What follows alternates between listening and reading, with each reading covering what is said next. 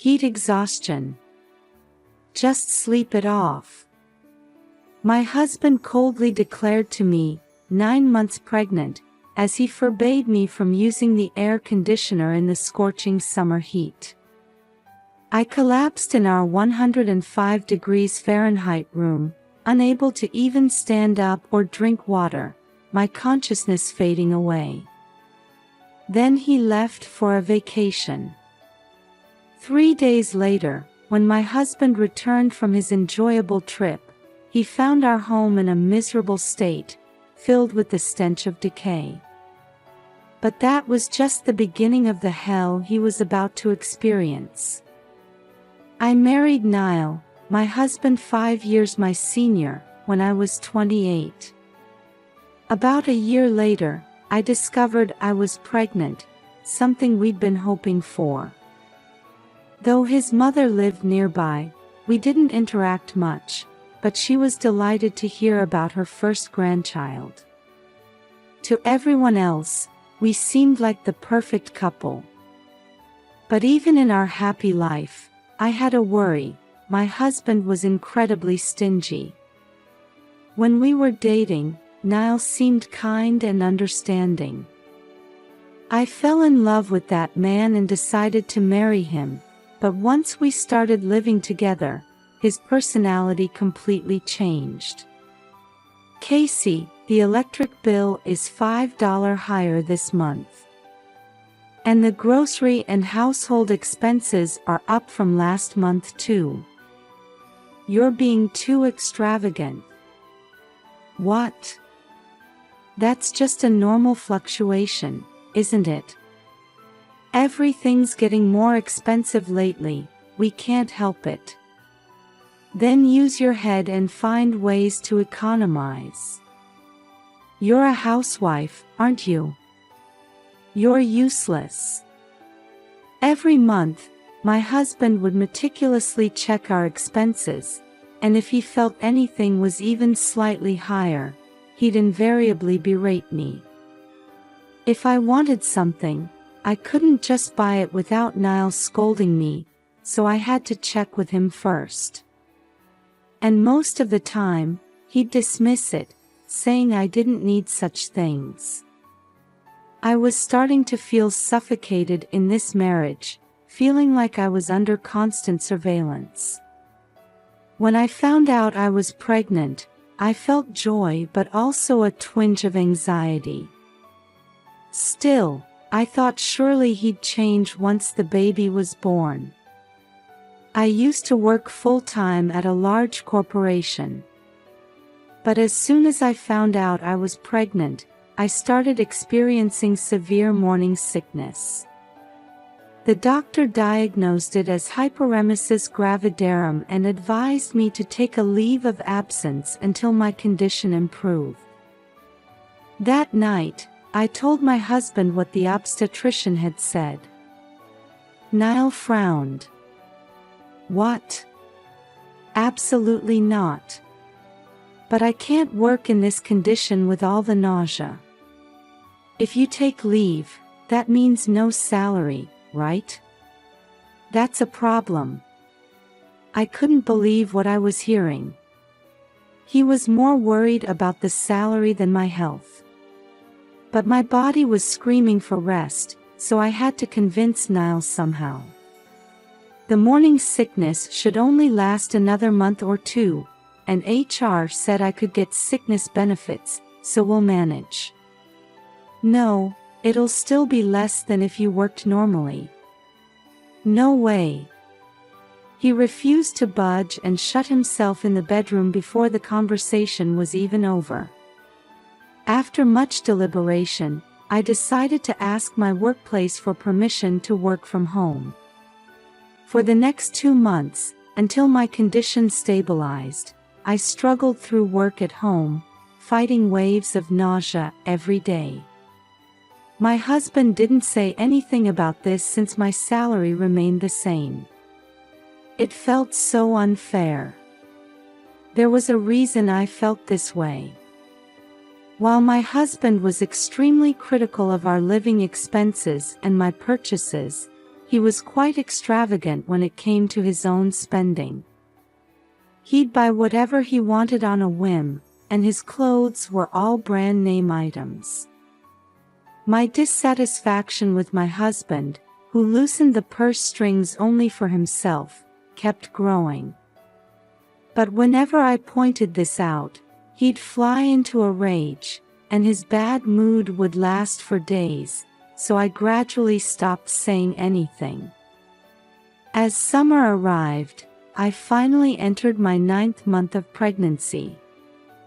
I had started my maternity leave a little earlier and was enjoying peaceful days at home, preparing for the baby's arrival while doing housework. However, my husband seemed displeased with this situation. "The electric bill has gone up since you've been home." While he hadn't said anything when I was working from home and receiving my full salary, my maternity leave income was about 80% of my usual pay. This seemed to irk him. "Well, that can't be helped. It's hot, so we need the air conditioner this time of year." "No, we managed without the AC during the day before. Don't use it until I get home." "What? That's impossible in the middle of summer." I naturally objected, but he wouldn't budge. From that day on, I had to endure the summer heat without air conditioning. I considered secretly using the AC when my husband wasn't home, but he'd check the electric bill at the end of the month and find out, so that wasn't an option. My body temperature was already higher than usual due to being 9 months pregnant. After about a week, I collapsed with symptoms of heat exhaustion, nausea and dizziness. When my husband came home, I explained the situation. "Just sleep it off. That's impossible in this hot room. I'm worried about the baby too. Can you take me to the hospital tomorrow? I'm going on a 3-day company trip from tomorrow." So, no. I was shocked by my husband's casual words. I hadn't heard anything about a trip, and with my due date so close, he was going to be away for 3 days. Ignoring my shock, Niall cheerfully packed his bags.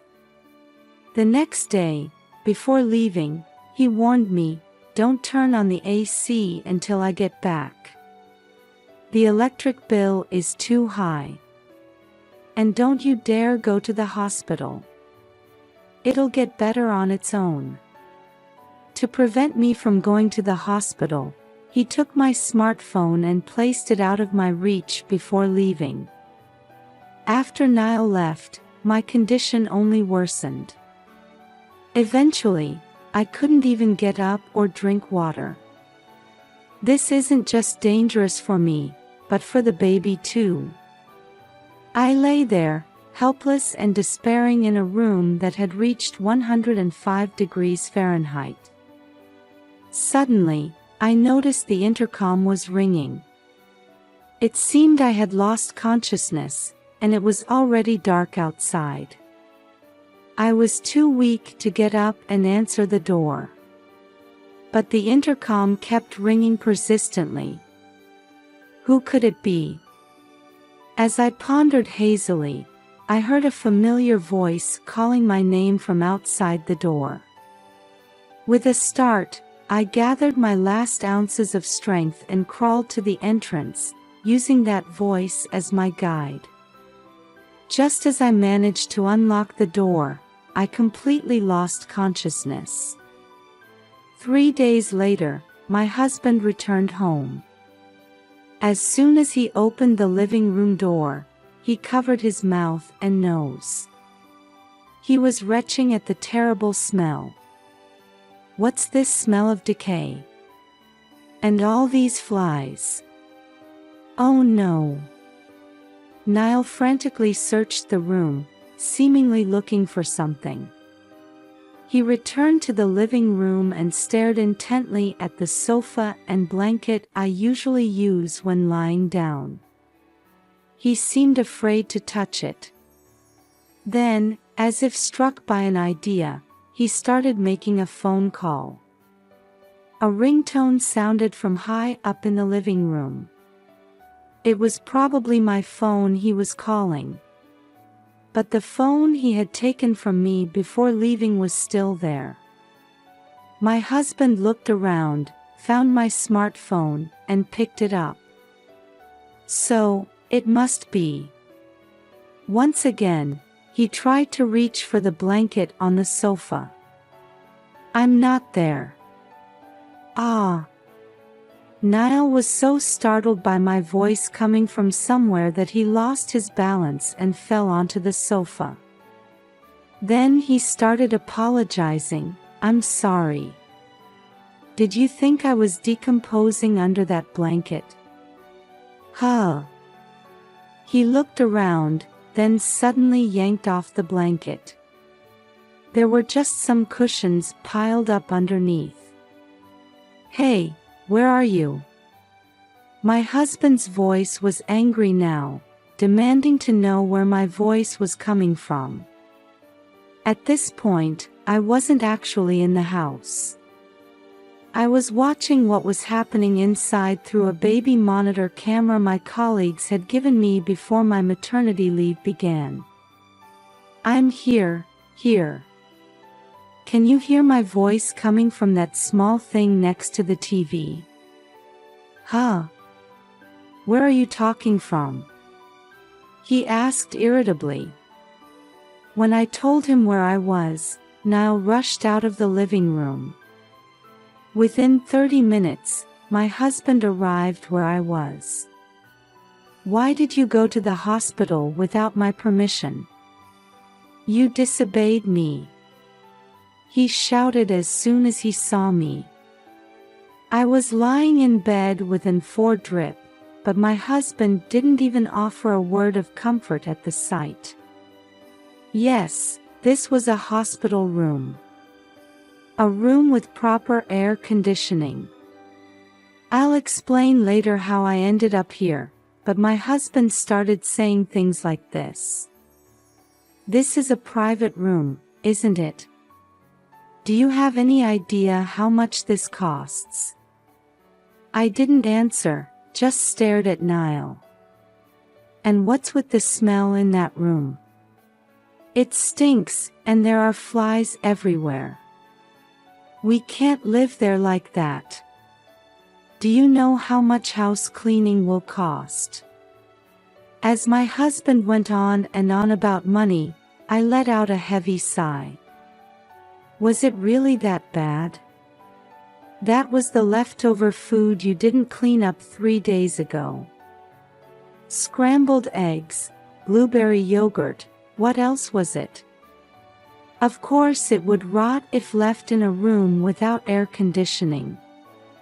You see, on that day, I was too sick to clean up Niall's leftovers.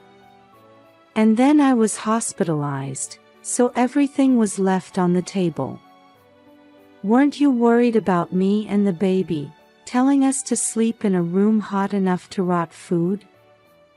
If you had cleaned up properly, there wouldn't have been a problem. You're always exaggerating things, first with morning sickness, now with the pregnancy.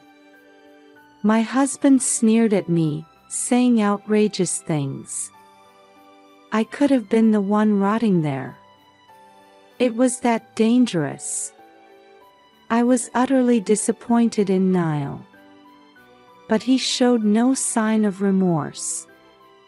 Even if you don't care about me, I can't imagine raising a child with someone who doesn't worry about their baby. What are you talking about? Are you planning to become a single mother? You can't raise a child alone. Besides, being a single parent means living in poverty. Don't you think that's pitiful for the child? Niall said with a smirk, looking down on me. How far is this man going to belittle me? Suppressing the urge to slap him, my heart was burning with a desire for revenge. Suddenly, the door to the hospital room opened, and someone walked in. My husband was surprised to see this person, his eyes widening. "Mom! Why are you here?" I called her. "Is that a problem? Besides, she's the one who saved my life. You see, it was my mother-in-law who had rescued me from the house and got me admitted to this hospital that day. But I thought you didn't like Mom." "Huh? You're the one who's been uncomfortable with your mother and avoiding her all this time, right?" "I've been exchanging contact information with her and keeping in touch occasionally." "I never heard about that. Did I need to tell you?" It seems Niall found his strict and nagging mother bothersome, but that was just her motherly love. However, unable to see that, my husband had unilaterally distanced himself from her. As for me, ever since I reported my pregnancy, I had made it a daily routine to reply to the morning emails from my mother-in-law checking on my condition. Of course, I found it difficult to consult her about my troubles with Niall's excessive frugality, but I was encouraged by her kind messages that arrived every day. On the day my husband left for his trip and took away my smartphone, I couldn't reply to my mother-in-law's email. The sudden break in our daily habit must have worried her. Concerned, she came to check on me just in case, and that's how I was discovered and rescued. It was her who had been persistently ringing the doorbell and calling out to me in my fading consciousness. Casey was in a life-threatening situation if she had stayed at home. That's an exaggeration. You almost lost your wife and child, and you're still saying such nonsense. My mother-in-law, who had heard everything from the hallway, scolded Niall. My husband backed away, intimidated by his mother's intensity. "Don't interfere in our marriage." Even so, my husband retorted while trying to forcibly grab my arm and get me out of the bed, intending to discharge me and leave this place quickly. I shook off his hand. "I'm divorcing you. As a father's responsibility, you'll pay child support properly." "Well, I might agree to a divorce, but I won't pay any money," my husband shouted, his face red with anger, spittle flying. From there, neither of us would back down, and the conversation reached an impasse. That's when my mother-in-law pulled out a piece of paper. "It's not that you won't pay, it's that you can't pay, right?" What my mother-in-law thrust at my husband was a debt collection notice. "How did you get that?" Seeing it, my husband was visibly shaken, cold sweat breaking out on his face. Actually, my mother-in-law had found that letter in the mailbox when she rescued me. I was shocked to see this. "So that's why you were so keen on saving money and wouldn't let me take time off work. You were planning to use my income to repay your debts. How I use the family's money is my business." It seemed she had hit the nail on the head. He stumbled over his words for a moment but then spat them out as if in defiance. Just then, there was a knock on the door, and a nurse came in to announce it was feeding time. My husband tilted his head in confusion. When I was brought to the hospital, I was in a critical condition. Judging that both mother and child wouldn't survive otherwise, they had performed an emergency C-section. It was all thanks to my mother-in-law finding me at that crucial moment and calling an ambulance. I had been covering my stomach with a blanket on the bed since Niall arrived, so he hadn't noticed that I had given birth. Pay off your own debts with your own efforts. Because of your selfishness, we were put in mortal danger. You don't deserve to be a father. Sensing my firm resolve for divorce from my expression, my husband suddenly became flustered. I was wrong. I'll apologize, so let's reconsider the divorce. It's too late. I've been patient for so long, but this incident has completely drained my love for you. Please, don't abandon me. Mom, say something to her. Niall, now in tears, turned to his mother for help. I'm on Casey's side. I don't care about you anymore. No. Mom, Casey, please don't abandon me. A father like you is worse than no father at all. I'll raise the child on my own. When I firmly rejected and pushed away my husband, he was dragged out of the hospital room by his mother. After that, Niall reluctantly signed the divorce papers. I hired a lawyer and made sure to establish a proper agreement for child support payments, securing a promise of $700 per month until the child turns 18. Without my income that he had been counting on, my ex-husband quickly ran into trouble repaying his debts and was evicted from our apartment. Now, it seems he's sleeping in the park and working day and night, trapped in a cycle of debt. As for me, I'm managing quite well with my own income and the child support, enjoying a life with more freedom and less stress than before. My mother-in-law still visits every 2 weeks as the child's grandmother, maintaining our relationship. I hope to continue watching my child grow alongside her.